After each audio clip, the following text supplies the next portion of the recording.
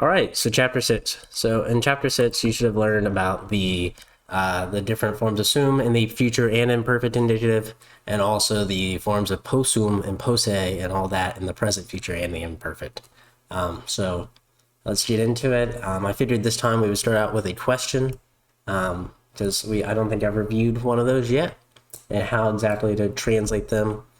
They're essentially the same as normal sentences, so you can translate them like a normal sentence, just switch it up in the form of a question at the end. Or you can start out in the form of the question. I'm typically going with the second way, in my experience, but either is fine.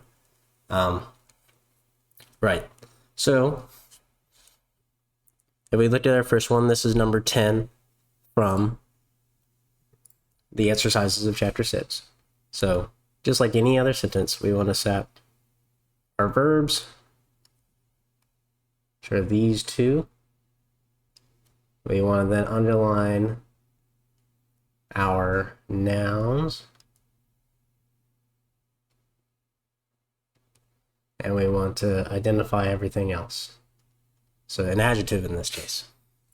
We also have a conjunction here, que, which is essentially an et. It's just tacked on to a noun for fluidity in speech, but it's the same thing. The other thing of note is the ne on this verb here. Nes indicate interrogatives and questions. Are you able? Does he do this? Does she do that? So that's just kind of, aside from the question mark, that is our indication that we are in a question, in an interrogative here. So pushing onwards, possunt. If you go into any of your packets, or the packet that I provide to the irregular verbs, you should be able to find that possunt. Hint, the sunt is third person, plural,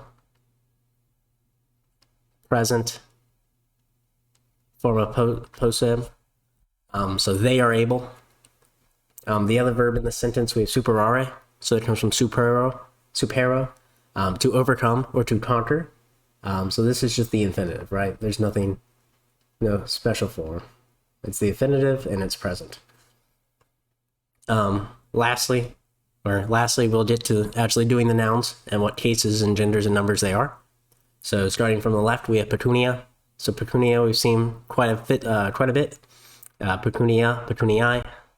So that is first declension. And there's your chart. So for first declension, pecunia without a matron, all that gives us is nominative, singular, feminine. Otium, however, otium, ote, is a second declension neuter word. So we technically have two. It could be nominative, singular, neuter, or accusative, singular, neuter. Kuros, kurad, kurai, first declension. If you look at those two columns, you'll see that the only option you have there is an accusative plural. Weta, wetai, first declension again, same columns. We actually have three options there.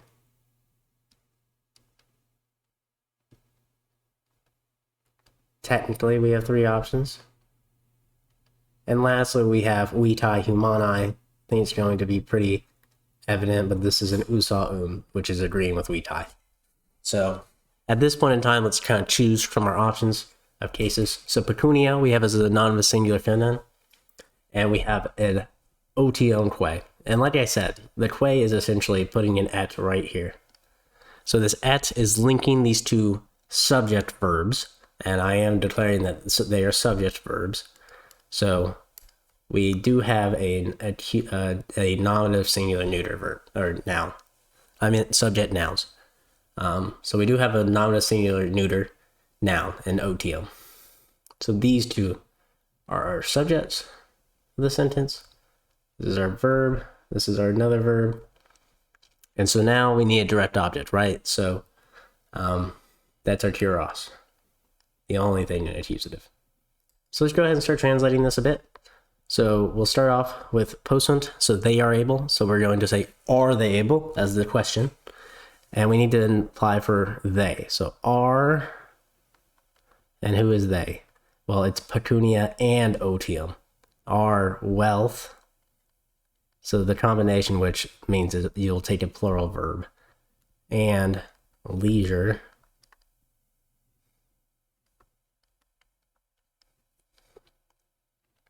able. And so that's the possum. Possum's out of the way. Able to do what? Well, that's your complementary infinitive here from this chapter. To superare, to overcome. To overcome the direct object of the sentence. So this complementary has helped our possum out in terms of overcoming the kuros, the concerns, the difficulties. And then what kind of concerns? How are we describing this? Well, we're either describing this by a nominative plural. I don't think that's the case since we're all the way on the right side of the sentence. And we already kind of know what our subject is. You know, this would throw a big loop in terms of our translation if we were to take that as a nominative plural. So our options are the concerns to people, or the concerns to life, to human life, or the concerns of human life. And I think it's just, it translates better using the genitive. The human being your humani, as we identified earlier that they agree from the same endings. And lastly, not a period, but a question mark, right? The concerns of human life. All right, easy enough, right? So your first use of complementary infinitive in this exercises, and not too bad, right? So now we are going to skip from the present of possum to a different tense with number 2. So from your vocab list, I gave you quite a few of them, but we can start out by identifying our verbs once again. So we have potere, and you want to look, especially in this chapter, but in general, you want to look for infinitives as well when you're searching for verbs. So satiare, you know, that re is really your clue to an infinitive. In terms of everything else, let's underline all our nouns. Noun, noun, noun, and last noun. All right. What's next on this app list? That's prepositions. Sine is one that we've seen before. Close that one out because this is an adjective. Et, conjunction, right? That means and. Actually, my mistake. This is a little larger than I thought. Et multis donis. And there's no other prepositions. So we're done with kind of that. And now everything else, right? So we have a conjunction, another adjective. And good rule of thumb is if they're next to each other and they end the same, they're likely modifying the noun. So multis, donis, multa, pecunia, we can draw those arrows. Same thing with tyrannus stultis. Even though they're in a different order, adjective, noun, we have noun, adjective. And lastly, the same thing with populum romanum. As long as you know that they're adjectives, it's a safe bet. It's a little harder when you get into the adjectives that end in like er. Okay. So, like most sentences, we want to start with kind of declining our verb here and conjugating our verb here. So we know is poterit from your forms of possum, that comes from possum, posse, potui. So which one does that sound like? That sounds like potui, right? Poterit. And I'll pull up your verb chart here, or my verb chart. So we're looking for an erit, right? And where do we find that? We find that all the way in the bottom left, and then the future tense, right? Poterit. for third and fourth conjugation verbs. So that is our future form of. So we are third person, future, singular. He, she, it will be able, right? Will be able to do something. The other one is our infinitive here. This is a present infinitive.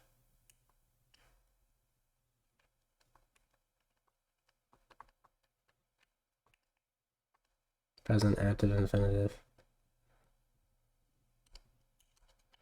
And now we do our nouns, right? So verbs are done. Now we do our nouns, like every sentence. I'll actually go from left to right here and just identify trouble. This is a preposition that takes the ablative. So multa is an adjective that's going to agree with petunia. Petunia, what we just saw above, is petunia, petunii. From your declension chart, you should see that petunia with a macron means only one thing. Ablative, singular, feminine. Et conjunction, so and. Multis donis. So donis is a word that you might not have seen yet. From your vocab list there, it's donum, doni, neuter. It means a gift. So we're using our second declension, so those two columns. We're looking for is, and so we get two options. We have dative, plural, or ablative, plural.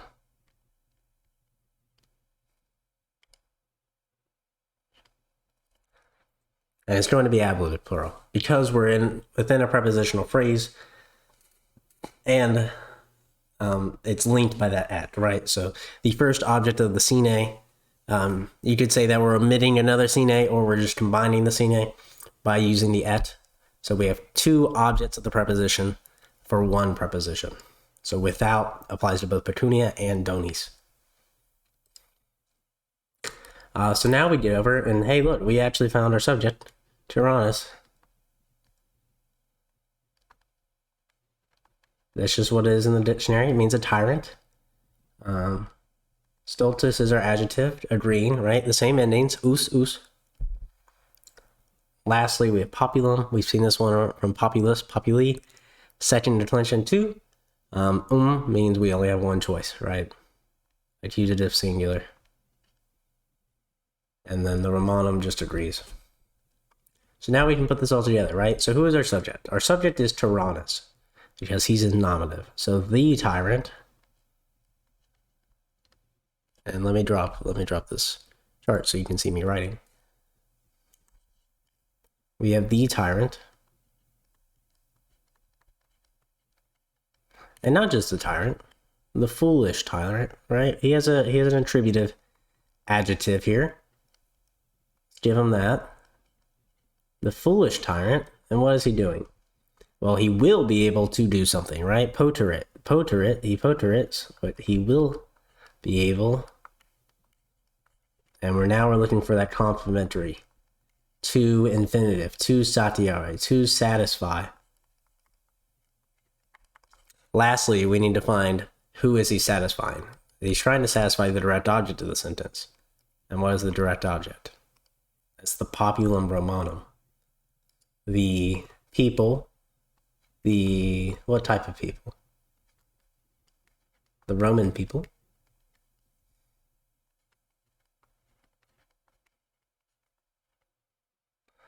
And, my bad, he will not be able. Hopefully you caught me on your own there before I came back and fixed it, but there you go. He will not be able, from the non, right, non. And now let's back it up, right? That's the main body of the sentence. Now we know what's kind of going on. Let's back it up to include the prepositional phrase. So sine multa pecunia et multis donis. So without multa pecunia, much money, and multis Doni. So not much, but many.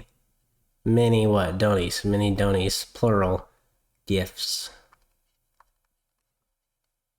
So without much money, without a lot of money and many gifts, the foolish tyrant will not be able to satisfy the Roman people. You know, he won't stay in power. All right.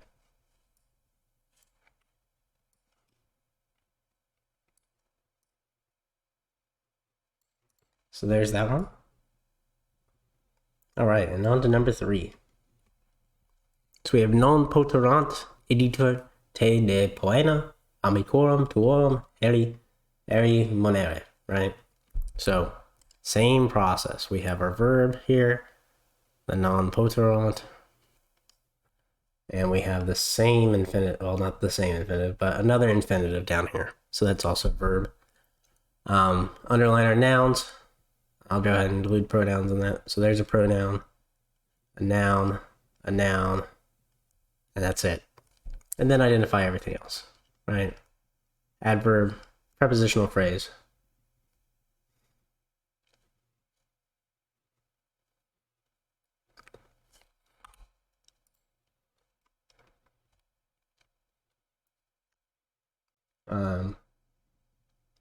I'm trying to think where I want to close this off. I'll close it off down here.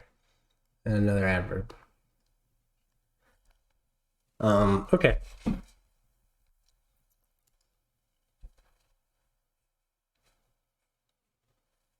So we have a couple things here. So let's start with our verb. So we have non poterant. So that errant should clue you in from the forms assume that this is going to be an imperfect verb. So we have potu, we have from the irregular chart for this verb, we get that is third person, plural, imperfect. So they were not being able. This is an adverb. We'll skip that. Te. I'll pull it up here. From your personal and reflexive verb chart, should get that te is either accusative or ablative, singular. This is a preposition, which takes the ablative. Poena comes from poena, poenai, first declension. So if you're in a declension chart, A with a macron, as we've seen, is an ablative singular.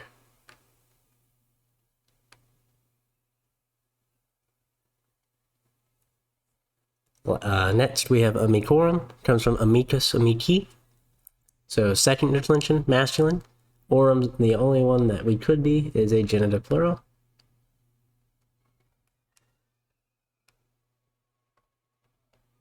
Same thing with tuorum. It's an adjective agreeing in gender number case. We have an adverb, and lastly we have our complementary present infinitive.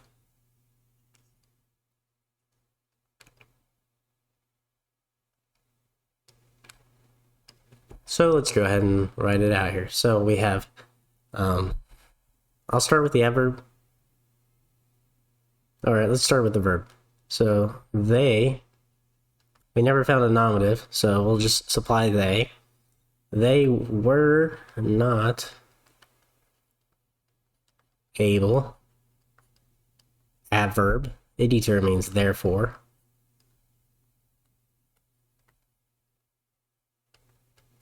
To do what? To monere, we've seen that one before, it means to warn or to advise. I think warn is better.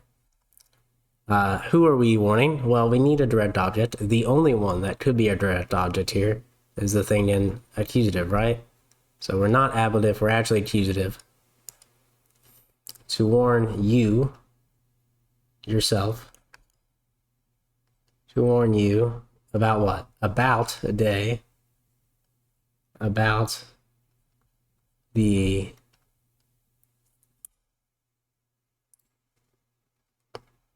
poena amicorum tuorum, the punishment penalty.